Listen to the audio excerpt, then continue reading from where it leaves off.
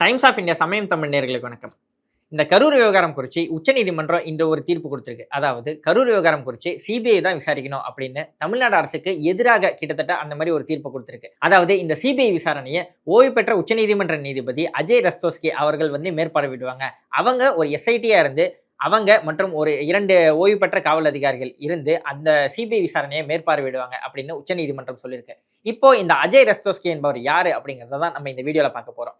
அதாவது கடந்த 1958ஆம் ஆண்டு ராஜஸ்தான் மாநிலத்தில் பிறந்தவர் தான் இந்த அஜய் ரஸ்தோஸ்கி. அதுக்கப்புறமா தன்னுடைய தந்தை வழியிலேயே ராஜஸ்தான் மாநில உயர்நீதிமன்றத்துல ஒரு லாயரா சேர்றாரு. 1982ல இருந்து ஒரு லாயரா அந்த நீதிமன்றத்துல பிராக்டிஸ் பண்ணிட்டு இருக்காரு. இதற்கப்புறமாக கடந்த 2004ஆம் ஆண்டு ராஜஸ்தான் மாநிலத்தோட உயர்நீதிமன்ற நீதிபதியா அவர் நியமிக்கப்படுறாரு. ஒரு 14 ஆண்டுகளுக்கு அப்புறமாக திரிபுரா மாநிலத்தோட உயர்நீதிமன்றத்தோட தலைமை நீதிபதியா நியமிக்கப்படுறாரு. ஒரு 8 மாத காலம் திரிபுரா மாநிலத்தோட தலைமை நீதிபதியா இருக்க இவரு அடுத்து 2018ஆம் ஆண்டு உச்சநீதிமன்றத்தோட நீதிபதியா நியமிக்கப்படுறாரு. அதாவது கடந்த 2018ஆம் ஆண்டு நவம்பர் 2லிருந்து 2023ஆம் ஆண்டு ஜூன் 17ஆம் தேதி வரலும் இவர் உச்சநீதிமன்ற நீதிபதியா இருக்காரு. இவர் உச்சநீதிமன்ற நீதிபதியா இருந்தவர்களும் பல முக்கிய வழக்குகள்ல உச்சநீதிமன்றம் என்பது தீர்ப்பு கொடுத்திருக்காங்க.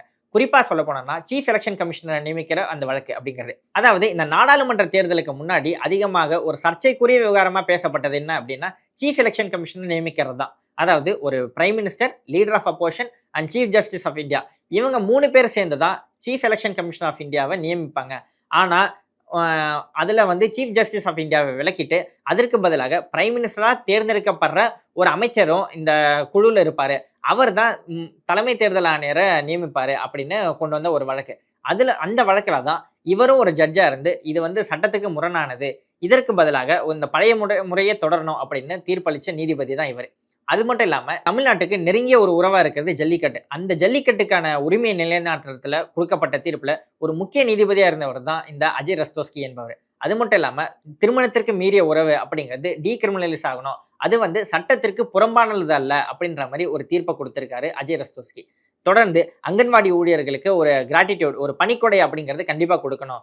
அது மட்டும் இல்லாம இந்திய கடற்படை அதிகாரிகளுக்கு ஒரு நிரந்தர கமிஷன் அப்படிங்கிறது கொடுக்கப்படணும். அதுக்கு முன்னாடி எப்படி இருந்தது அப்படின்னா ஒரு குறிப்பிட்ட காலத்துக்கு அப்புறமா இருந்த பெண் பணியாளர்களுக்கு மட்டும்தான் ஒரு நிரந்தர கமிஷன் அப்படிங்கிறது கொடுக்கப்பட்டது. அதற்கு முன்னாடி இருந்தவங்களுக்கும் சேர்த்து கொடுக்கப்படணும் அப்படிங்கிற ஒரு வழக்குல இந்த நீதிபதி அப்படிங்கிறவர் ஒரு பாசிட்டிவான ஒரு ஜட்ஜ்மெண்ட்டை கொடுத்தாரு அப்படிங்கிறதும் இவருக்கு ஒரு புகழா இருக்கு. தொடர்ந்து இப்படிப்பட்ட ஜட்ஜ்மெண்ட்ஸை கொடுத்தவர் தான் இப்போ கரூர் விவகாரத்தை விசாரிக்கக்கூடிய ஒரு எஸ்ஐடிக்கு ஒரு ஹெட்டா இருக்காரு. இதற்கு முன்னாடி சென்னை உயர்நீதிமன்றத்தோட மதுரை கிளை அர்ஷா கர்க் தலைமையிலான ஒரு எஸ்ஐடி அப்படிங்கிறத அமைச்சது. இந்த எஸ்ஐடி இதுவரையிலும் விசாரிச்ச எல்லாத்தையுமே இந்த சிபிஐக்கு அவங்களோட விசாரணையை மாற்றி கொடுக்கணும். அதற்கப்புறமாக சிபிஐ இந்த வழக்கை விசாரிப்பாங்க. அதை அஜய் ரஸ்தோஸ்கி தலைமையிலான ஒரு எஸ்ஐடி அப்படிங்கிறத மேற்பார்வையிடுவாங்க அப்படின்னு சொல்லப்பட்டிருக்கு.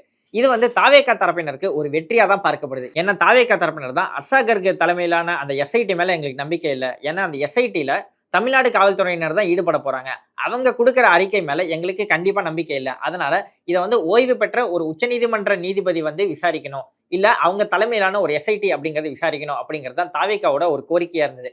இன்று உச்சநீதிமன்றத்துல இந்த வழக்கு வரும்போது 5 பெட்டிஷன்கள் உச்சநீதிமன்றத்தில் கொடுக்கப்பட்டது. அதாவது பாதிக்கப்பட்டவர்கள் சார்பாக ஒரு 3 பெட்டிஷன்கள் மற்றும் பாஜக வழக்கறிஞர் சார்பாக ஒரு பெட்டிஷன் மற்றும் தாவேகா தரப்புல இருந்து ஒரு பெட்டிஷன். அதாவது மீதி 4 பேருமே சிபிஐ விசாரணை அப்படிங்கிறது கேட்டாங்க. தாவேகா தரப்புல இருந்து வைக்கப்பட்ட ஒரு மனுல எங்களுக்கு சிபிஐ விசாரணை வேணும் அப்படிங்கிறதெல்லாம் எதுவும் கேட்கப்படல. அதற்கு மாறாக ஒரு ஓய்வு பெற்ற உச்சநீதிமன்ற நீதிபதி தலைமையிலான ஒரு எஸ்ஐடி அப்படிங்கிறத கேட்டிருந்தாங்க. அதே மாதிரிதான் இன்று உச்சநீதிமன்றமும் தீர்ப்பு வழங்கியிருக்கிறதுனால ஒரு தாவேகாக்கு ஒரு லீகல் பேட்டல்ல இது ஒரு பெரிய வெற்றி அப்படின்னு தான் பார்க்கப்படுது. மேலும் தேர்தல் நெருங்கி வர நேரத்துல இன்னொரு 6 மாசத்துல தேர்தல் நெருங்கி வர நேரத்துல கரூர் அப்படிங்கிறது ஒரு துயர சம்பவமாவே தாவேகால ஒரு பதியப்பட்டிருக்கு. ஏன்னா விஜய் டைரக்டா ஒரு மக்கள் சந்திப்புக்காக போறாரு. அந்த இடத்துல 41 பேர் உயிரிழந்தது அப்படிங்கிறது ஒரு தாவேகாவோட பக்கத்தை எடுத்தோம் அப்படின்னா அதுல ஒரு கருப்பு புள்ளியா தான் இருக்க போகுது. ஏன்னா அந்த பக்கத்துல எங்களுக்கு ஒரு நிலையான விசாரணை தேவை அப்படின்னு ஒரு உச்சநீதிமன்றத்துல போற இடத்துல அவங்களுக்கு சார்பான ஒரு இல்ல அவங்களுக்கு வெற்றி தரும் ஒரு வகையில ஒரு தீர்ப்பு அப்படிங்கிறது கொடுக்கப்பட்டிருக்கு. இது தாவேகாக்கு ஒரு பெரிய மைலேஜை கொடுக்கும் அப்படின்னு தான் சொல்லப்படுது. மேலும் நம்ம திமுக சார்பில் விசாரிச்சோம் அப்படின்னா இது எங்களுக்கு ஒரு பெரிய பின்னடைவு இல்லை அப்படின்னு சொல்றாங்க. தமிழ்நாடு அரசுக்கும் திமுகவுக்கும் இது ஒரு பெரிய பின்னடைவு இல்லை அப்படின்னு சொல்றாங்க. ஏன்னா மதுரை உயர்நீதிமன்ற கிளையை கூட ஒரு எஸ்ஐடி ஃபார்ம் பண்ணாங்க. அந்த எஸ்ஐடியை கூட நாங்க கேட்கல, அர்ஷா கர்க் தலைமையிலான ஒரு எஸ்ஐடி அப்படிங்கிறது மதுரை உயர்நீதிமன்ற கிளையா தான் பார்த்து கொடுத்தாங்களே தவிர தமிழ்நாடு காவல்துறையோட விசாரணையை போதும் தான் நாங்க சொல்லிட்டு இருந்தோம். அந்த விசாரணையை கூட மதுரை உயர்நீதிமன்ற கிளை தான் கொடுத்ததே தவிர அந்த உயர்நீதிமன்ற கிளை கொடுத்த எஸ்ஐடி அப்படிங்கிறது விசாரிக்க கூடாது அப்படின்னு சொல்றது வந்து எங்களுக்கான பின்னடைவா இருக்காது அப்படிங்கிறது தான் தமிழ்நாடு அரசோட வாதமா இருக்கு அப்படின்னு தான் சொல்லப்படுது. மேலும் இந்த வழக்கு குறித்து சிபிஐ என்ன விசாரிக்க போது, அவங்க எப்ப அறிக்கை தாக்கல் செய்வாங்க அப்படிங்கிறத நம்ம பொறுத்து தான் பார்க்கணும். நம்ம சில அரசியல் விமர்சகர்கள்கிட்டயும், இல்ல பத்திரிகையாளர்கிட்டயும் கேட்கும்போது, இந்த சிபிஐ விசாரணை அப்படிங்கிறது ரொம்ப ஸ்லோவா தான் நடக்கும். ஒரு எஸ்ஐடி 1 வருஷத்துல ஒரு விசாரணைய முடிக்குது அப்படின்னா, சிபிஐ இதே விசாரணைய ஒரு 3 ஆண்டு காலத்துக்கு எடுத்துக் கொள்ளப்படும். அதனால தேர்தலுக்குள்ள இந்த விசாரணை அப்படிங்கிறது வருமா அப்படிங்கிறது சந்தேகமா தான் இருக்கு அப்படின்னு சொல்றாங்க. இந்த விசாரணை அப்படிங்கிறது என்ன அறிக்கை கொடுக்க போகுது அப்படிங்கிறத நம்ம பொறுத்திருந்து தான் பார்க்கணும். மேலும் இந்த விவகாரம் தேர்தலை எந்த அளவுக்கு பிரதிபலிக்க போகுது அப்படிங்கிறதையும் நம்ம பொறுத்திருந்து பார்க்கணும். சில பேர் வந்து பாஜக வந்து இதுக்கு பின்னாடி இயங்கும். ஏன்னா, தாவேகா குறித்தான ஒரு வழக்க வந்து சிபிஐ விசாரிச்சது அப்படின்னா, பாஜக வந்து சிபிஐ ஒரு கைப்பாவையா எடுத்துக்கிட்டு, அவங்களுக்கு எதிராக அத திருப்பி விடும். அந்த விசாரணை என்பது நடக்கும் அப்படின்னு சில பேர் சொல்லிட்டாங்க. ஏன் அஜித்குமாரோட வழக்கிலேயே கூட சிபிஐ வந்து பாஜகவோட கைப்பாவையா தான் இருக்கு அப்படின்னு விஜயே சொல்லியிருந்தாரு. இப்போ இந்த வழக்க சிபிஐ எடுத்துக்கிட்டது கூட தாவேகா இத கொண்டாடுதா இல்லையா அப்படிங்கிறத பொறுத்திருந்தா பார்க்கணும். அவங்க சார்பாக ஒரு எஸ்ஐடி மேற்பார்வையிடுது அப்படின்னு ஒரு ஆறுதல் கொடுத்தா கூட, சிபிஐ இந்த விசாரணையை விசாரிக்கிறது அப்படிங்கிறது தாவேகா ஆதரிக்குதா அப்படிங்கிறத அவங்க கிட்ட தான் நம்ம கேட்டு தெரிஞ்சுக்கணும். இது குறித்து நீங்க என்ன நினைக்கிறீங்க? சிபிஐ விசாரணை என்பது முறையா நடக்கணுமா? இல்ல அவருக்கு மேல ஒரு எஸ்ஐடி மேற்பார்வை இருக்கு. அது வந்து தாவேகாவோட வெற்றி அப்படின்னு நீங்க என்ன நினைக்கிறீங்க? அப்படிங்கிறத கமெண்ட் செக்ஷன்ல சொல்லுங்க.